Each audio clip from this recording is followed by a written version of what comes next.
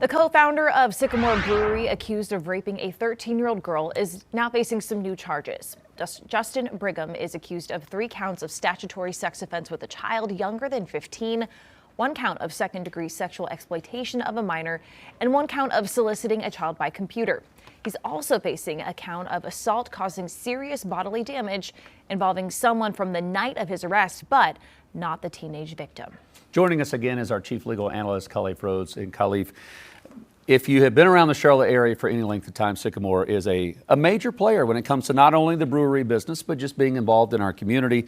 This is a major scandal, right? So these allegations are serious, these charges now.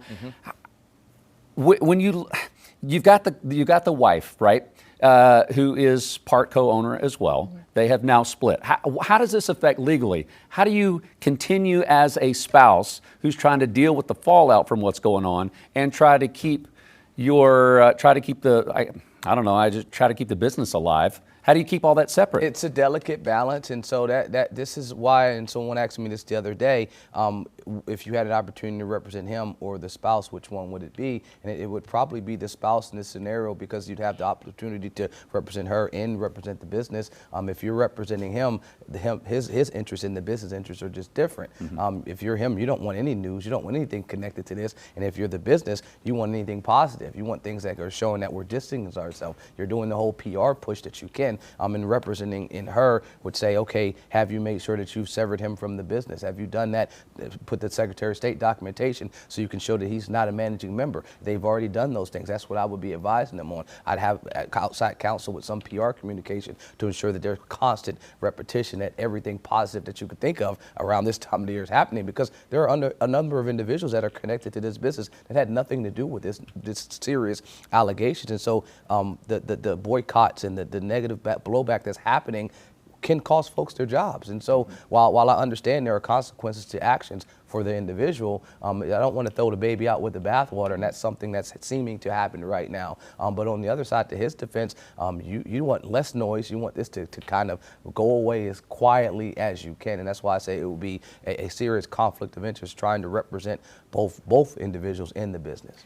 When you talk about severing someone from a business that they own, are there usually clauses built in that, for things like this, for criminal behavior, things that reflect poorly on the business? Is it really that easy? Or could this person have potentially put up a fight and saying that I don't want to be dissolved from the business, even though I am charged with some very, very serious things? Excellent question. I think it just depends on what the operating agreement says. Typically, in a larger business, in a larger company, you would see something like that in there in the documentation. It would say we have some type of morality clause, we have some type of we can terminate you for cause and remove you for cause, and you wouldn't even get a buyout, or there would be a potential automatic buyout, that springs up. But because these folks are together, because they understand that we don't want the business that we started to die, that you would think this would be something that would be amicable. Like, look, you need to remove yourself so you can go and do your defense portion and the business can survive after. But that language typically would be in whatever controlling documents and governing documents that they would have. That would be pretty cut and dry, that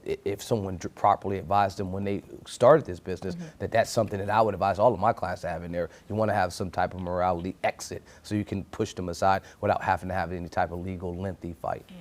If you are connected to Sycamore Brewing as an employee, whether it's part-time or all the way up to a manager, or maybe you're a landlord that owns one of these buildings, can you sue for something like this? Because this has now affected your business, it's affected your income, maybe you've lost employment because of this behavior. Can someone go, hey, you caused this and now my world is crumbling because of your actions that I had nothing to do with? Standing, you'd have to have standing to bring a claim. And so the